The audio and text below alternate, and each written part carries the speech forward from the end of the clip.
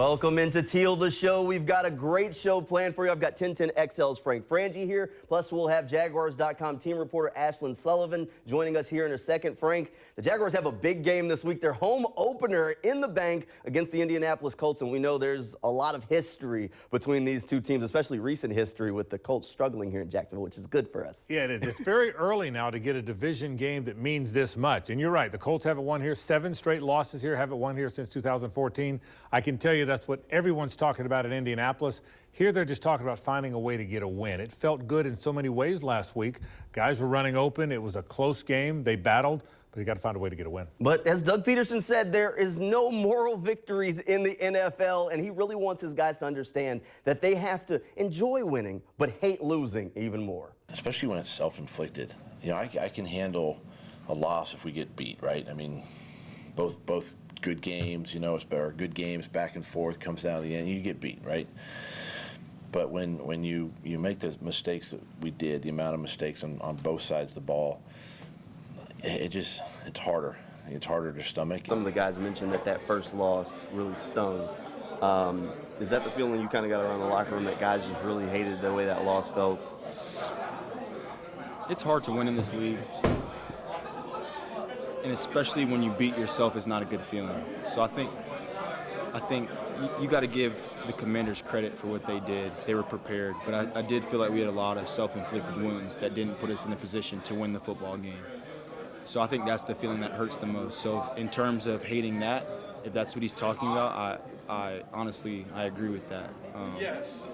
But you know, the new week presents a new opportunity to just go out and play ball again. I mean, that's the beauty of Sunday. It is important to win, obviously. That's why we're all here. And there's a lot of excitement in the city and on this team, in the locker room. And it comes to a point where, yeah, we obviously need to get a win, and this is a great place to start. Now, Frank, in order for the team to get that taste of winning for the first time, they're going to have to slow down Jonathan Taylor. Yeah, there's no question. He's the best back in the league, I think. If Derrick Henry's not, he is, Jamal. He's a terrific back. And they want to run him. Make no mistake about that. Even when they got behind against Houston, they kept running him. That's how they want to play. Matt Ryan is finding his way. I also will tell you this. They've got big physical receivers. They don't have fast receivers, so they're not going to throw the ball down the field a lot. That means the team is going to have a short passing game, but boy, they want to run Jonathan Taylor. Over 160 yards last week, the best rusher in the league last year. He's a good player. Yep, Josh Allen shares those sentiments that Jonathan Taylor is the best running back in the league, and these Jaguars defensive players are ready to bring their pads and try and slow down this big running back. I see anybody want to win. Ain't no fear in my blood. I just put my mouthpiece in. Nice test early in the season, be able to prove to myself, prove to the defense that, you know, what we're capable of. I know they're going to give them the ball a lot, so it's a test every snap, what we're going to do with it. Yeah, to me, I feel like they got the best back in the National Football League, so you have to give credit where credit's due, and they do a good job with giving them opportunities to get the ball. So we're up for the challenge, man. We're excited to play against this team. What do you think about the challenge of going against a big running back like Jonathan Taylor? Shit, I mean, he doing good things on the field, but we all here do the same goal, play football. You know, just want to make my presence felt. Yeah, we got to stop the run. We got to hit and drive our feet. One miss, because he's a great running back, so one gonna miss. But we got to have a next one come in and hit him, and then another one, and then another one. Frank, you know, even though they're excited for the challenge to slow down Taylor, it's not going to be an easy task. Well, not only that, but they've got to communicate a little bit, Jamal. That's what went wrong last week. There was breakdowns in communication. One guy thought we were in cover 2, another guy thought it was man. That happened a lot. You're supposed to redirect. One guy doesn't redirect, the other guy doesn't come over. That can happen in run fits, too. Devin Lloyd didn't play great last week, but he got his feet wet. He played in an NFL game, and he's really important in this game because you got to stop the run. So is Foye Oluokun. Those two inside linebackers have to play well this week. Well, you know, it always takes a little bit of time for everything to come together. We'll talk a little bit more about how the pieces to this puzzle can come together when we come back to Teal the Show after the break, and we'll have Ashlyn Sullivan, Jaguars team reporter, joining us. Stay tuned. Teal the Show will continue right after this commercial. Welcome back into Teal the Show. We got 1010XL's Frank Frangie here, and we also now have Jaguars.com team reporter Ashlyn Sullivan join us. Ashlyn, This should be an interesting week. The first home opener of the year for the Jaguars. Everybody's excited to get into the bank and see Doug Peterson, Trevor Lawrence, and the team for the first time this year. Absolutely. And it's crazy to say week 2 is a must-win, but it really does feel like that this week for both teams, for the Colts and the Jaguars. The Jaguars don't want to fall to 0-2, and the Colts tying with the Houston Texans last week. That's what makes this game so interesting. Frank mentioned it earlier, having this crucial division game so early on in the schedule.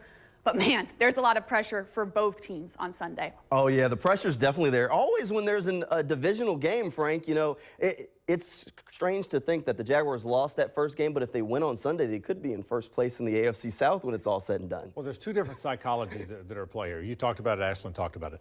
There's the Colts psychology, and why can't we win in Jacksonville? We've had the better team, we've had the better franchise, but we can't win down there, so that psychology is working. For the Jaguars, can we ever learn to win? Everybody likes Doug Peterson. He's a terrific guy. He's obviously a very good coach. Trevor Lawrence is the quarterback everybody wanted, but the psychology is, despite all this, we still haven't won very much. So the Jaguars have the we haven't won very much psychology working against them, or at least the fan base. The Colts have the we can't win in Jacksonville. So someone's going to break through here, and that's a big part, I think, of this whole setup. All right, Frank.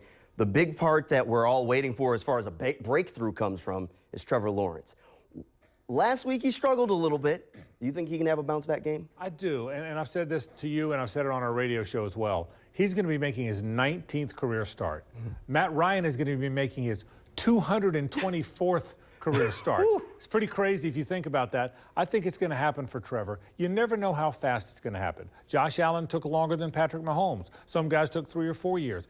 I think it's going to happen. He's going to start seeing things more clearly. The game is going to slow down for him. He's going to be an accurate passer. Jamal, there's no doubt in my mind it's going to happen. I don't know when it's going to happen. He will play better this week. He knows he missed some throws last week. He'll play better this week.